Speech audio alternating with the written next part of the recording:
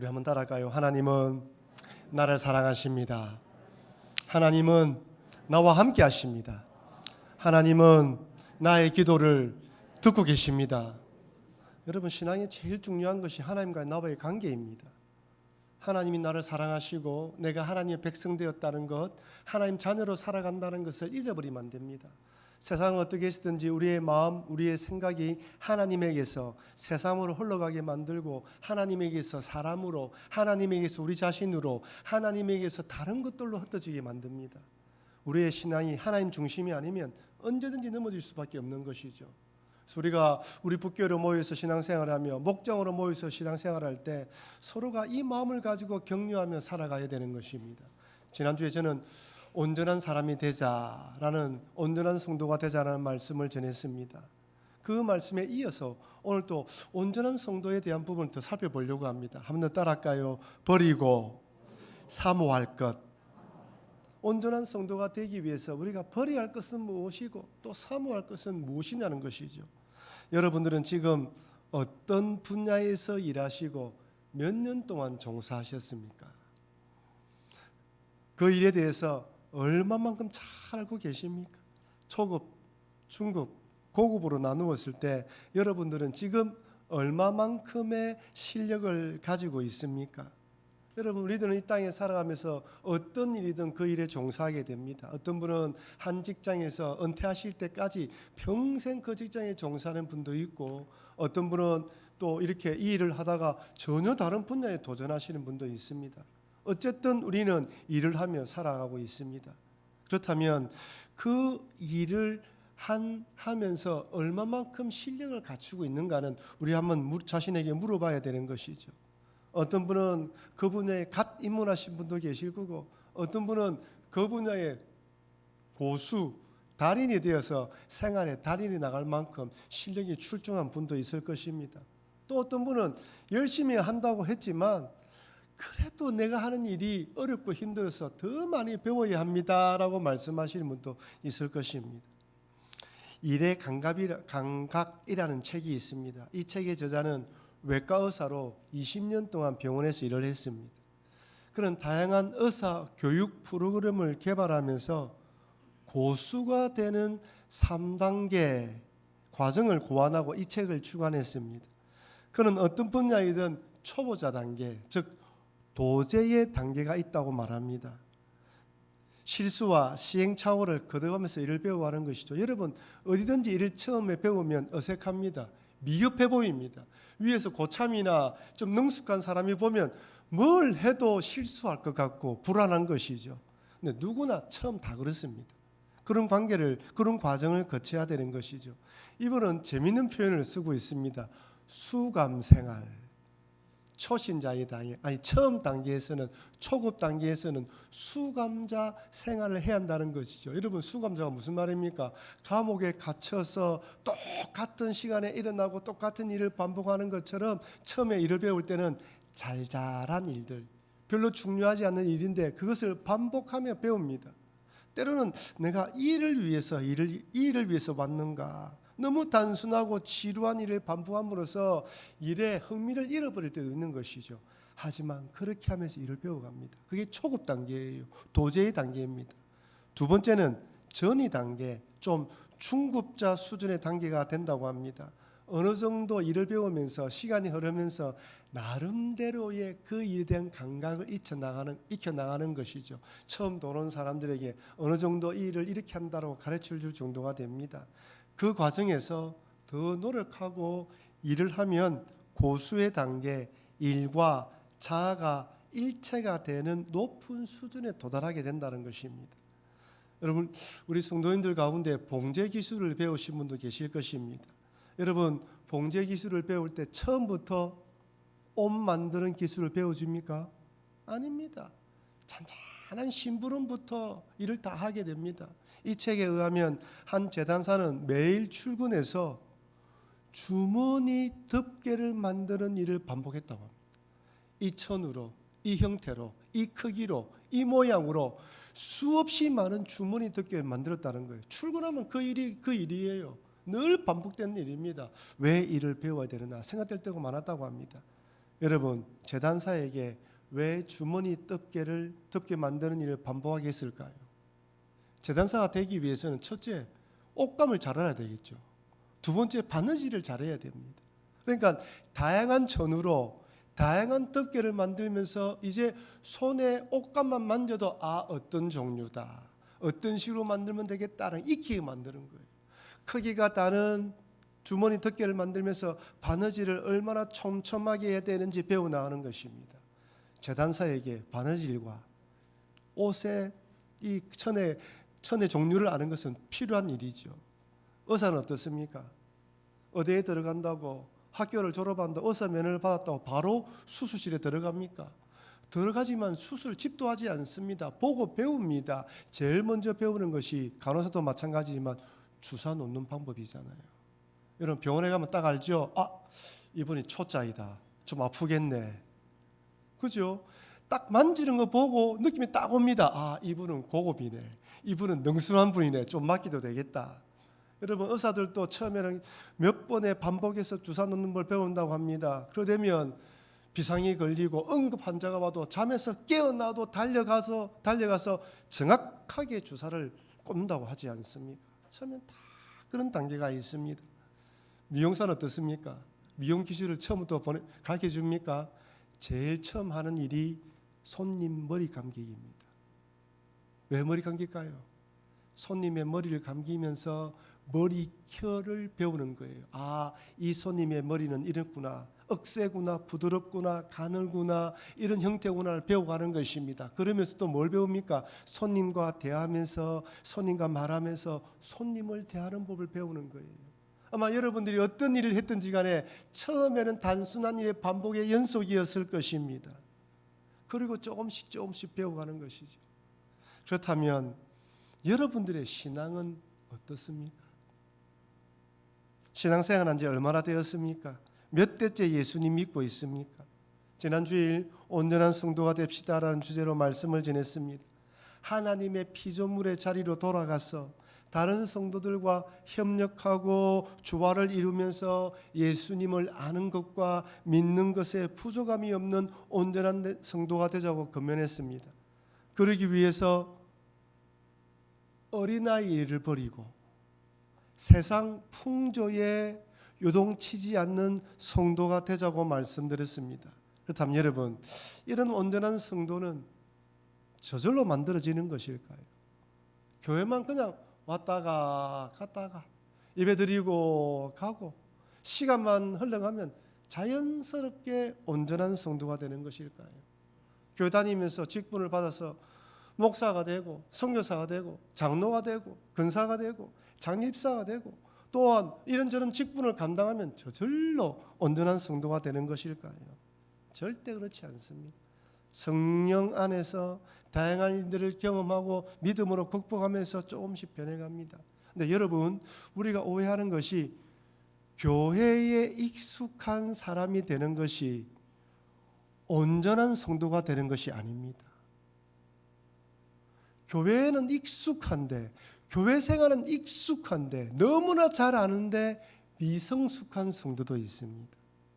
오랫동안 교회를 출석하고 교회를 잘 알고 몇 대째 예수 믿는데 성숙하지 않고 성장하지 않는 분이 있어요. 물론 교회 생활에 익숙해지는 것은 정말 중요합니다. 만약 여러분들이 모스크에 처음 가봤다고 생각해 보십시오. 이슬람 예배에 처음 참석했다 한번 생각해 보십시오. 얼마나 어색하겠습니까? 저는 가보신 분이 있는지 모르겠지만 어쨌든 TV를 보니까요, 거기 들어가면 뭘 벗어야 됩니까? 신발을 벗어야 돼요. 여자는 뭘 덮어써야 되더구만요. 신발을 벗고 발을 씻고 들어가더라고요. 그리고 막 엎드리고 절을 합니다. 가톨릭 예배를 드려보시면 알겠지만 거기는 우리보다 앉았다 일어섰다는 걸 많지요. 처음에 가면 눈치를 잘 살펴야 됩니다. 자칫 잘못하면 나 혼자 앉아 있는 거예요. 눈치를 잘 살피고 신경을 곤두서야 됩니다. 구약 성경이 교회 처음 온 것도 마찬가지죠. 구약 성경이 무슨 말인지, 신약이 무슨 말인지, 베드로전서 2장 1절을 찾으라는데 그것이 어디에 있는지 딴 나라에 앉아 있는 것 같습니다. 딴 세상에 앉아 있는 것이죠. 분명히 한국말이고 조선말인데 무슨 말인지 모릅니다. 교회 성경에 대한 지식도 없고 교회 용어가 낯섭니다. 성령, 은혜, 감사, 충만 이런 것은 교회에서 사용하는 단어이지 일상생활에 잘 사용하지 않습니다. 그러니까 단어를 들으면 머릿속에 익숙해지지 않아요. 그러니까 들어도 뭔가 더 생각하면서 그걸 생각하면 다음 말씀이 떠오르지 않아요. 하지만 얼마 정도 시간이 지나면 자연스럽게 교회 생활에 익숙해집니다. 자꾸 듣다 보면 용어가 익숙해지고 예배 시간에도 잘 정해집니다. 찬양도 곧잘 부릅니다. 교회 생활 한 달만 한 4번 5번 교회를 다니면 성경책 안에는 구약과 신약이란 것이 있고 그 뒤에는 성경 찬송가가 있구나 정도 압니다. 그럼 조금씩 배워나갑니다. 여러분, 저의 자형, 매형은 아버지가 대처성이었습니다. 그러니까 어릴 때부터 절에 대해서는 익숙한 분이에요. 그러니까 절에 대해서는 아주 박식한 분이고 절에 대한 공부도 많이 하셨습니다. 저희 자형이 의사인데 신경외과 의사입니다. 수술도 많이 하시고 이제는 조금 의사 수술은 적게 하시는데 새벽에 일어나서 불공을 드립니다. 자기가 수술할 환자의 이름을 부르고 기도합니다.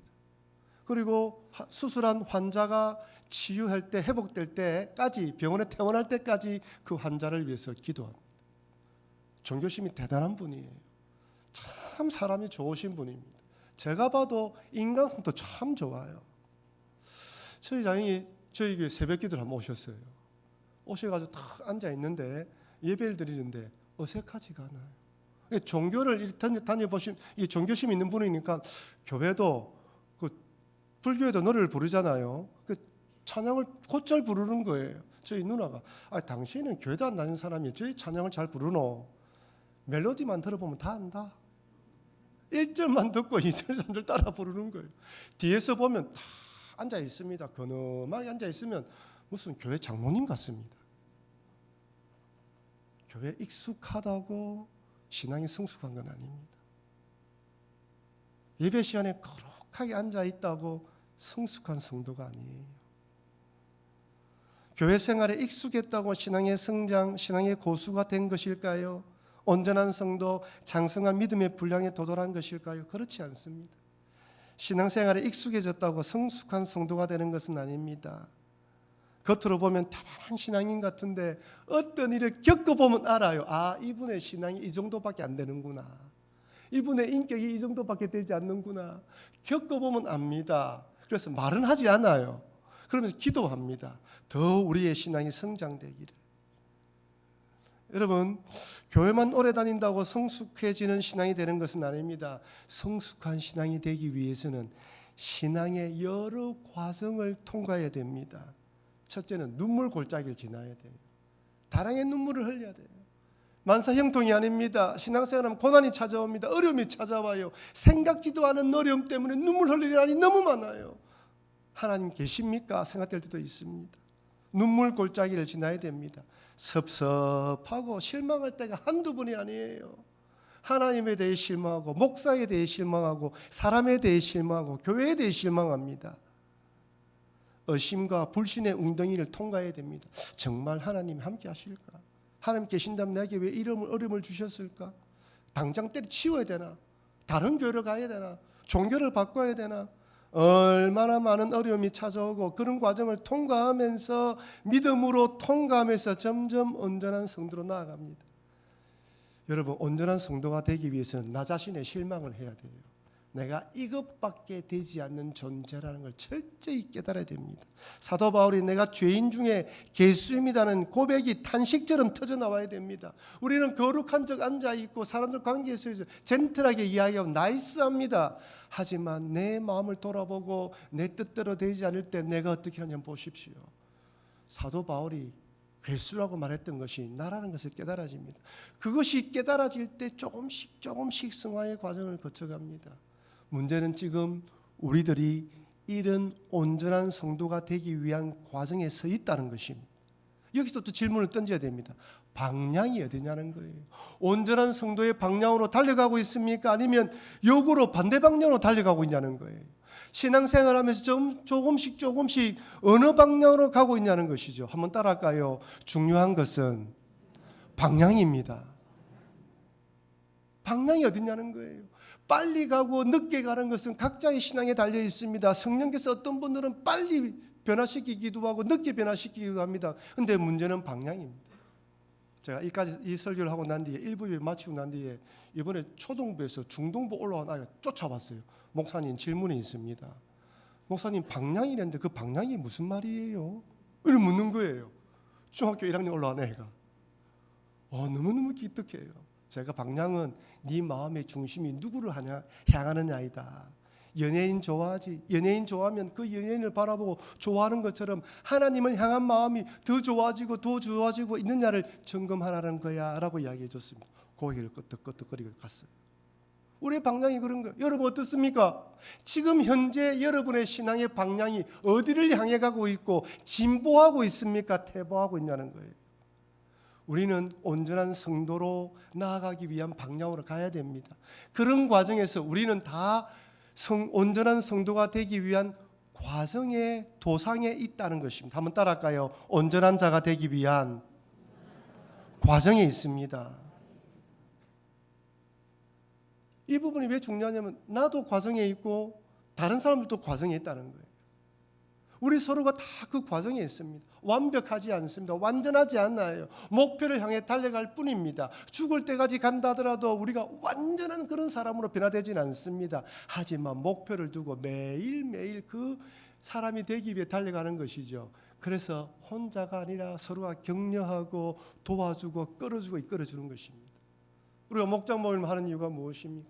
좀 더 내 삶을 나누면서 우리가 서로 힘들지만 서로를 위해서 기도하면서 함께 가자는 것입니다. 홀로 가는 것보다 함께 갈 때 더 달려갈 수 있기 때문이죠. 오늘 본문은 이런 온전한 성도가 되기 위한 과정에 있는 우리들에게 죄거해야 할 것이 무엇인가, 사모해야 될 것이 무엇인가 말씀해 줍니다. 지난주에 어린아이 일을 버리라고 말씀했는데 그렇다면 그 어린아이 일들이 무엇이냐는 거예요. 오늘 베드로 전서에서는 좀 더 구체적으로 말합니다. 그러면서 한 가지는 버리고 한 가지는 사모하라 말합니다. 한번 따라할까요? 죄악된 습관들을 제거합시다. 그 어린아이 일이 뭐냐? 미성숙한 부분이죠. 우리 안에 있는 여전히 죄악된 부분들이 남아있다는 걸 깨닫고 경계하고 나올 때마다 버리라는 것입니다. 우리 베드로전서 2장 1절 같이 한번 읽어보겠습니다. 그러므로 모든 악독과 모든 기만과 외식과 시기와 모든 비방하는 말을 버리고 악독, 기만, 외식, 시기, 비방 이런 죄된 습관들을 제거하라는 것입니다. 여러분 베드로전서가 이 말씀을 믿는 사람들에게 줬을까요? 믿지 않는 사람들에게 줬을까요? 믿는 사람들에게 줬어요. 교회를 다닌다고 하는 사람들이 줬습니다. 우리가 생각이 교회 다니는 사람들 마음속에 악독한 것이 있을까? 기만하고 외식하고 시기하고 비방하는 말을 할까? 그렇지 않다는 거예요. 우리들도 아직까지 죄의 본성을 가지고 있고 죄를 좋아하는 육체의 몸을 가지고 있기 때문에 때만 되면 기회만 되면 언제든지 이것들이 솟아나온다는 것입니다.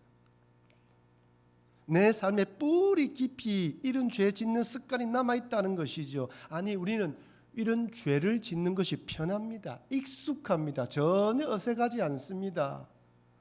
사람들과 모여서 남의 좋은 이야기, 칭찬과 격려하기보다 남 잘 안 되는 이야기, 험담하고 비방하는 이야기를 하는 것을 좋아해요. 하고 싶지 않다고 나아갔는데 한두 명이 이야기 끊으면 자연스럽게 이야기가 됩니다. 여러분 목장 모임할 때 자꾸 부정적인 이야기하고 남의 이야기하면 중단해라고 해야 됩니다. 목자 리더를 세운 것들은 그것을 하지 못하게 만들고 좋은 이야기를 하도록 만든 것입니다. 우리가 나아갈 방향들은 그런 것들이 있을 때 견제하면서 좋은 방향으로 가게 만드는 것이죠. 실패하고 실수한 이야기를 좋아합니다. 남 안 되는 이야기를 좋아하고 통쾌하게 생각한다는 잊어버리면 안 됩니다. 여러분 각 교회들마다 은혜가 넘치고 목장 등의 소그룹이 잘 되는 것과 잘 되지 않는 곳의 차이가 무엇입니까?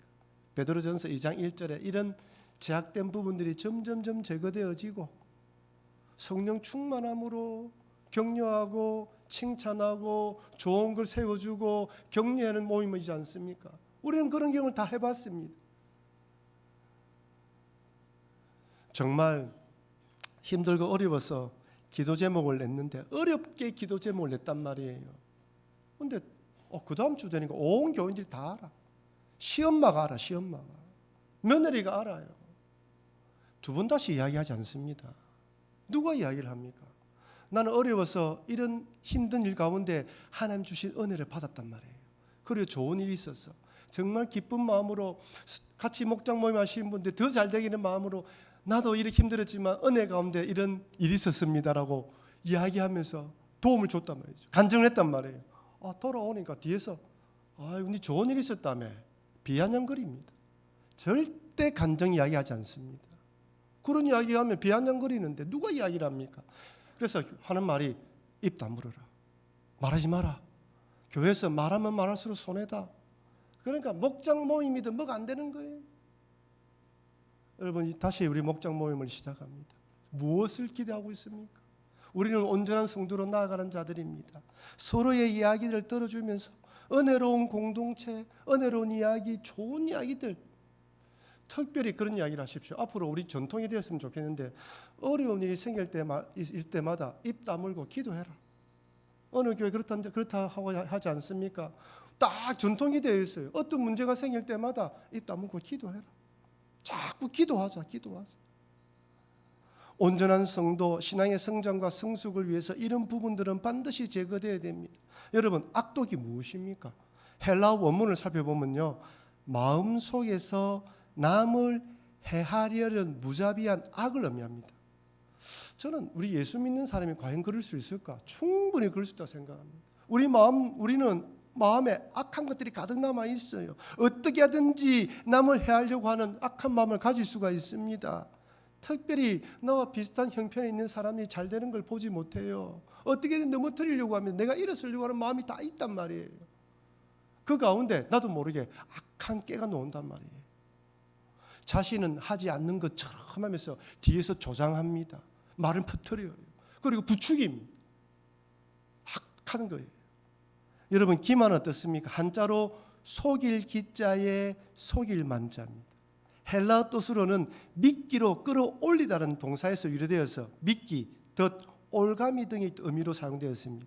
의도적으로 남을 속이기 위해서 미끼나 덫을 놓는 것입니다. 예수 믿는데 과연 그럴 수 있을까?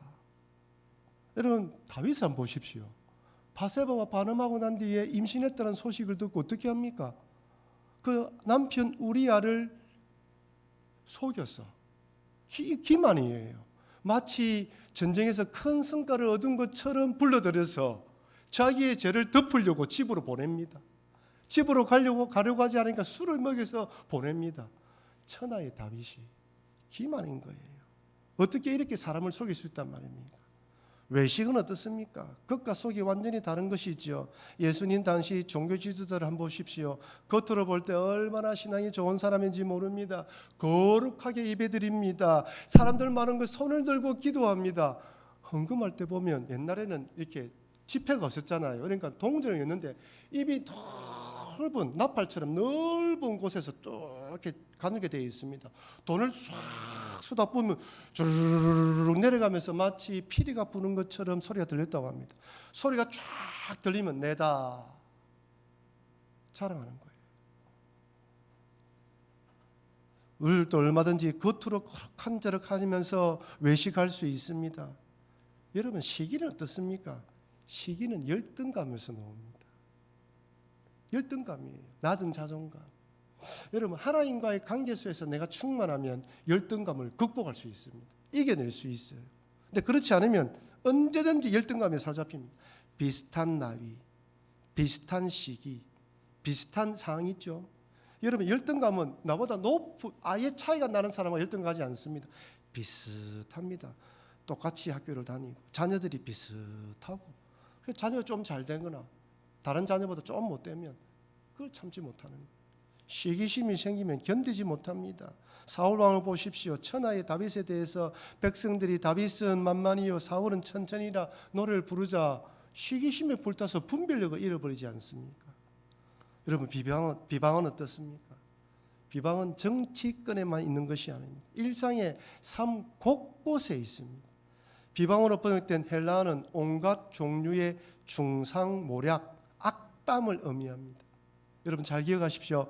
없는 이야기를 지어내는 것, 없는 이야기입니다. 정확하고 확인되지 않는 이야기를 함부로 하는 것, 악의적으로 상대방을 모함하는 것, 다 비방입니다. 비방이에요. 정확한 것들 가졌다 하더라도 기도해야 되는 부분들. 우리는 이 일로 인해서 얼마나 많이 상처받았는지 우리는 알고 있습니다. 이런 죄악된 생각들이 떠오를 때마다 거부하고 거절해야 돼요. 여러분, 은혜가 뭔지 아십니까? 이런 생각이 떠오를 때 내가 지금 무슨 생각을 하고 있지? 이것이 은혜입니다. 내가 왜 이러지? 성령님 도와주십시오. 기도할 수 있는 것이 은혜예요. 아니, 그렇게 이야기하고 난 뒤에 돌아왔는데 밤에 잘 때 내가 왜 그랬지? 돌이키고 회개하는 것이 은혜입니다. 은혜가 없는 사람은 그런 상황에 있으면서도 자기가 그 죄에 있으면서도 그것을 돌이키는 마음이 없어요. 마음에 화인을 맞는 것입니다. 그런데 여러분, 이것이 내 뜻대로 됩니까? 내 생각대로 됩니까?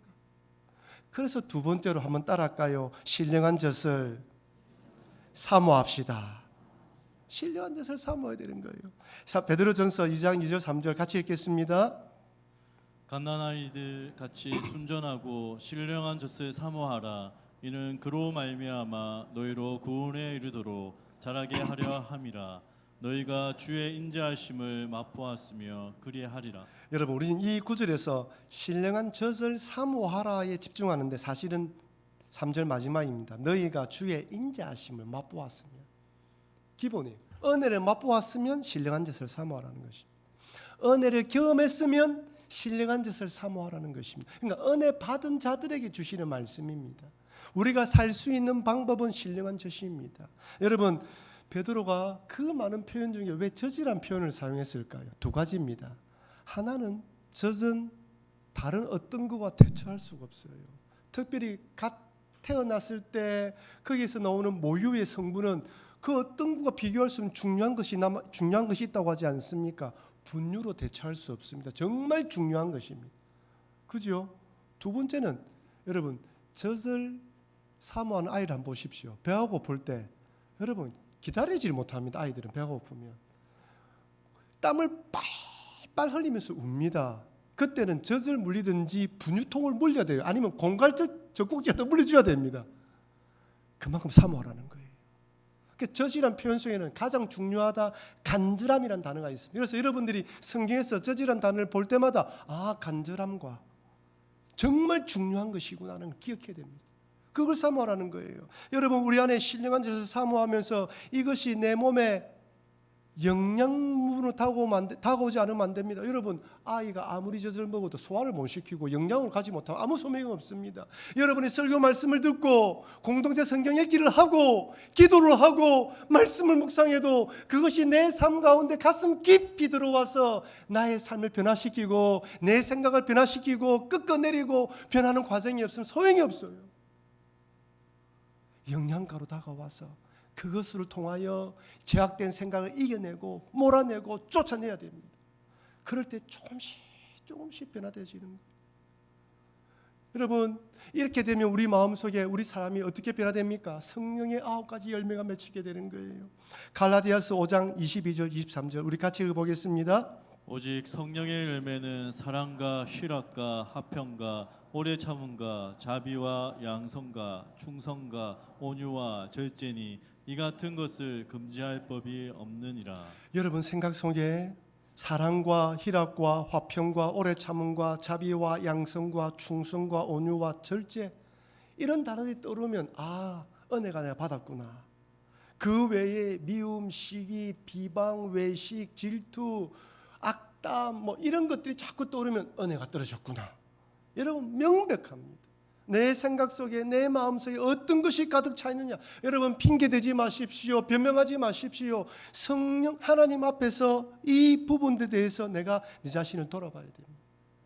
그래서 말씀을 사모, 공동체 성경을 읽으면서 말씀을 사모, 목장으로 모여서 오늘 받은 말씀을 가지고 내가 버려야 할 것은 무엇이고 사모할 것인 것 무엇인가를 사모하고 교제를 나누고 서로를 위해서 기도하고 힘을 실어주고 믿음으로 격려해 줄 때 우리가 서로 힘을 내어서 아름다운 사람으로 온전한 신앙으로 성장하는 것입니다. 사랑하는 성도 여러분, 하나님은 우리 모든 성도님들이 온전한 성도, 성장하며 성숙한 성도, 신앙의 달인, 신앙의 고수가 되길 원하십니다. 그러기 위해서 지난주에 살펴보았듯이 어린아이의 일을 버리고 세상의 온갖 풍조의 교훈에 요동하지 않아야 됩니다. 그러기 위해서 오늘 살펴보았던 이런 악한 것들을 내 속에서 제거해야 되는데, 이 제거하는 것은 신령한 젖을 사모함으로, 그 젖이 내 안에 영양분으로 가득 채워지면서 그것을 밀어내게 하는 방법밖에 없습니다. 그럴 때 성령의 9가지 열매가 맺히면서 나도 모르게 조금씩 온전한 성도, 성숙한 성도, 신앙의 고수, 신앙의 달인으로 나아가는 것입니다. 사랑하는 성도 여러분, 하나님께서 우리를 부산북교로 불러주셨습니다. 한 목장으로 만들어주셨습니다. 믿음 안에서 이런 온전한 성도가 되어서 이런 온전한 공동체가 되려고 하나님께 불러주셨습니다. 서로를 격려하고 의지하고 기도하심으로 이런 성도로 나아가시는 여러분과 제가 되길 주의 이름으로 축원합니다.